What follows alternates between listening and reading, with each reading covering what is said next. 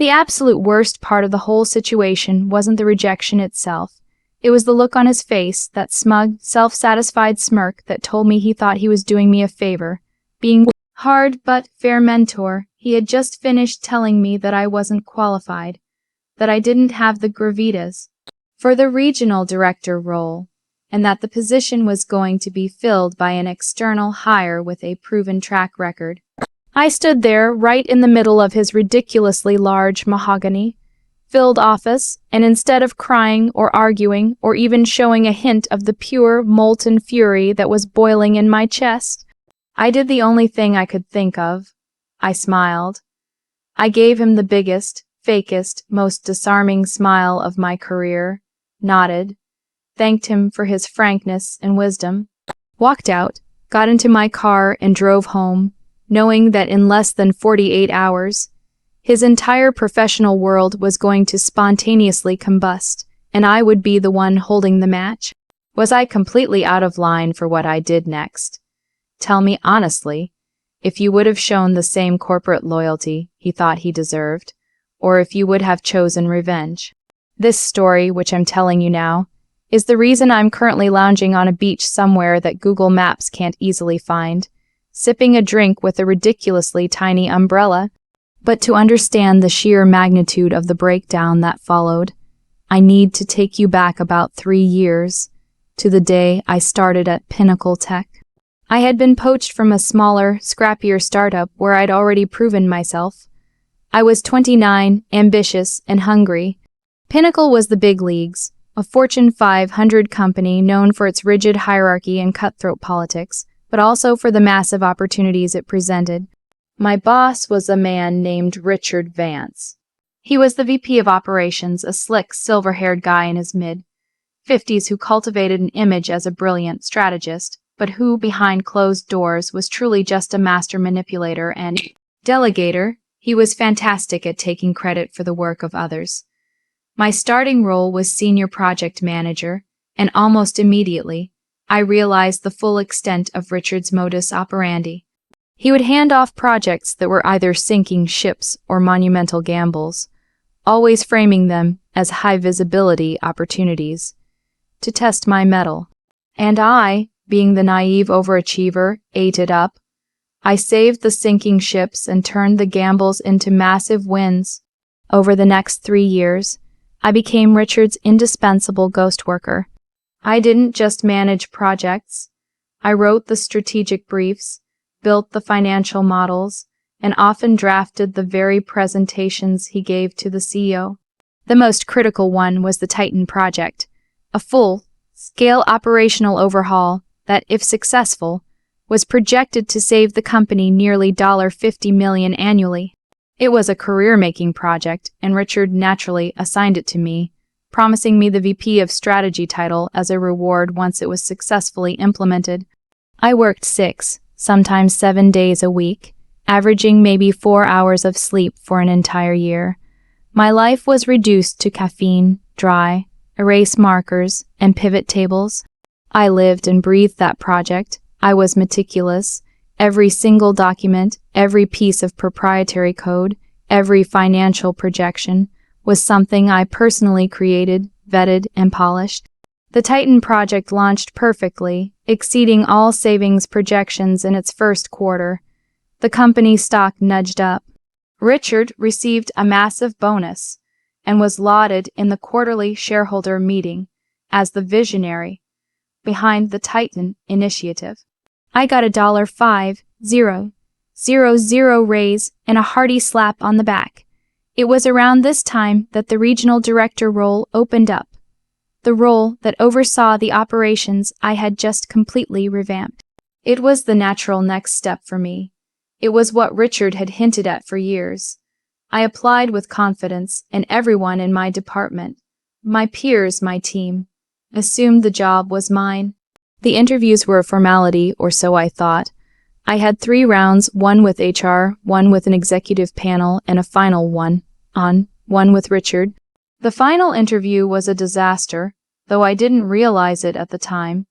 He kept asking me these strange, passive-aggressive questions about leadership presence and executive maturity. He didn't ask about the Titan project, which was the single most relevant accomplishment anyone in the building had. He just kept talking about optics. The meeting ended abruptly, and I walked out with a knot of confusion in my stomach. A week later, I was called back into his office. This was the meeting I started this story with. He leaned back in his leather chair, steeple hands under his chin, and delivered the devastating news in the kindest, most condescending voice he could muster. "Look, I value you, I truly do," he said. "You're a fantastic worker bee, truly reliable, but this role requires someone who can, shall we say, walk into a room and command it, someone with the pedigree. We've decided to bring in Mark Holland's former VP at Zenith Corp. He has the proven track record we need for this critical role." He then added the ultimate insult. "Don't worry, I'm going to task you with onboarding him. He'll need to understand the Titan architecture, and you're the only person who truly knows it. It will be a great learning opportunity for you." That's when the smile happened. It was the smile of someone who suddenly understood the entire game. I wasn't just passed over.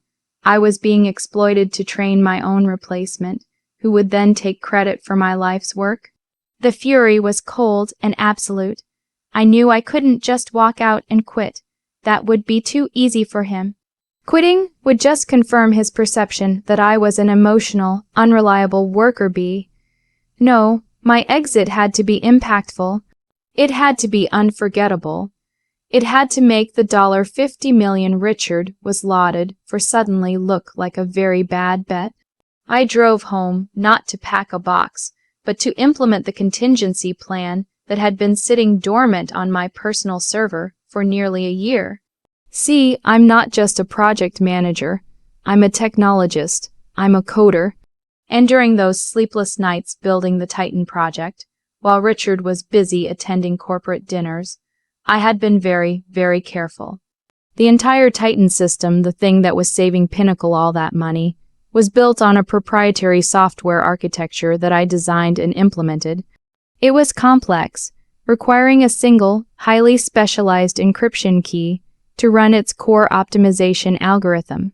This key, let's call it the Titan core key, wasn't stored in the main server farm. It was housed in a completely separate, secure, and physically isolated server that I, and only I, knew how to maintain. And when I say only I knew how to maintain it, I mean it. I had designed the entire system to require my unique login credentials for any maintenance, updates, or critically, transfer of ownership. Furthermore, the algorithm had a built-in safety measure, a digital kill switch that I had quietly installed. It was designed to detect any unauthorized attempts to reverse, engineer, or tamper with the core code. If it detected such an attempt, or if my designated maintenance credentials were not used for a period of 48 hours, the entire optimization algorithm would enter a system integrity lockout, effectively stopping the $50 million in annual savings overnight and causing the company to lose millions a day until the issue was resolved. I hadn't set this up to be malicious. I set it up because I knew that in a cutthroat environment, my value was tied to my indispensability. I never thought I would actually have to use it. So that's the situation I was in. My boss had just called me unqualified, dismissed my 3 years of blood, sweat, and tears, and was planning to use me to train a man to steal my life's biggest professional victory. I was sitting on the digital trigger for a financial explosion that would not only destroy Richard's career, but also significantly hurt the company I had invested so much in. And I had to make a choice. Before I tell you what happened next, I want you to pause and comment below what you would have done in my shoes. Would you have let it go, taken the high road, and quietly looked for another job? Or would you have pulled the pin and ensured that the man who betrayed you paid the ultimate professional price? I spent the rest of that day at home meticulously backing up every personal file from my work laptop, cleaning out my email inbox, and most importantly, transferring the sole encrypted maintenance key for the Titan core to a cloud vault that only I had access to. I then went into the system and, with a few lines of code, accelerated the countdown on the integrity lockout. Instead of 48 hours, I set it for 36 hours. I wanted the clock to run out precisely at 9:00 a.m. on Monday morning, right as Richard was settling into his office, no doubt feeling fantastic about his brilliant hire. On Friday morning, I went into the office, cleaned out my desk while everyone else was at lunch, and handed my keys and company laptop to a bewildered HR assistant, telling her I was taking unscheduled extended leave of absence effective immediately. I didn't quit, I just left. I didn't send a farewell email. I didn't tell Richard. I just vanished into thin air. The next 2 days were pure, blissful silence. I turned off my work phone, ignored my personal one, and enjoyed the quiet sense of impending financial doom. Then came Monday morning, at 8:58 a.m., I received a text from one of my closest colleagues, Sarah. The system is redlining. No one can access the Titan core logs. Richard is losing his mind. I smiled. At 9:05 a.m., my personal phone began ringing incessantly. It was Richard. I let it ring. He tried twice more, then my direct line colleague, and then finally HR. I answered the HR call. The poor woman sounded frantic. "Where are you? The Titan project is down. We've lost full optimization. They're projecting losses of nearly €100,000 an hour. Richard is demanding you come in now." I remained calm. "I'm sorry, but I'm on leave effective Friday," I said. "I left my resignation letter with your assistant," which technically was a lie. It was a leave of absence letter, but they were panicking, and the distinction didn't matter now. The rest of the day was a beautiful cascade of professional misery. The calls didn't stop. Richard's calls started with panic and quickly devolved into threats. "You get back here now, or I'll ensure you never work in this industry again," he shrieked on a voicemail. I just deleted it. The truth was, nobody in IT could figure it out. The system was designed to be opaque, a fortress with a single key that only I possessed. They brought in Mark Hollins, the proven track record guy. He spent the entire day staring at error logs, completely helpless. He had the executive maturity, but not the actual technical knowledge to fix the core architecture I had built. By 4:00 p.m., the CEO himself was involved. The stock was tanking. The internal memo machine was buzzing.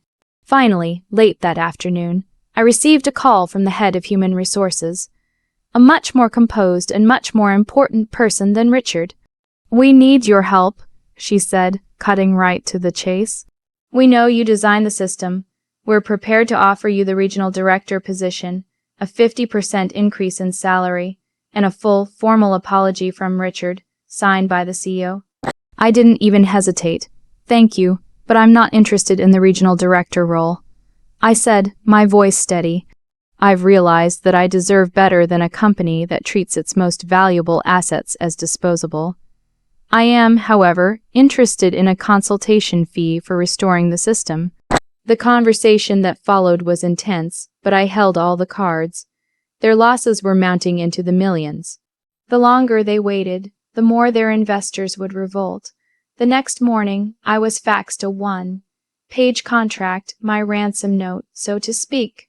It stipulated a one-time, non-negotiable consultancy fee of $1.5 million to restore the Titan core key and provide a full, documented transfer of ownership. It also included a non-disparagement clause that prevented Pinnacle from ever speaking negatively about me, and crucially, a clause stipulating that Richard Vance would be immediately terminated for gross mismanagement of critical corporate assets. They signed it within the hour. I drove back to the office one last time, walked past the frantic faces, and straight into the main server room. I connected my encrypted flash drive, entered a single line of code, and watched as the error logs disappeared, replaced by the beautiful green text that signified the Titan project was back online. Humming away, saving the company money once more. Richard Vance was nowhere to be found. He had been escorted out of the building earlier that morning. I collected my massive wire transfer, handed over a detailed technical document on the system's maintenance, and then, for the last time, I smiled. That smile was real this time. It wasn't the fake, corporate placating smile. It was the smile of victory, of justice, and of vindication. Mark Hollins, the external hire, ended up quitting 3 weeks later because he realized he had been hired for a job he didn't understand, all while the company was in damage control. The aftermath was exactly what I had wanted. I was rich, free, and completely unbothered. Richard's career was over. The story got out in the industry that he was the VP who let a crucial corporate system fail, leading to his firing. As for me, that dollar won. $5 million was the seed money for my own technology consulting firm, which now exclusively works with the competitors of Pinnacle Tech. It turns out I was qualified for a leadership role, just not at a company run by people who couldn't recognize the actual value in front of them. The moral of the story is simple. Never confuse being a hard worker with being a smart worker, and always keep the master key to your genius in your own hands. Like this video if you were on my side and think Richard got exactly what he deserved. Subscribe right now for more true, unbelievable Reddit stories of sweet revenge and professional vindication. And please, share your final thoughts on this whole mess in the comments section. Tell me what you would have done with that master key. I'll see you all in the next story.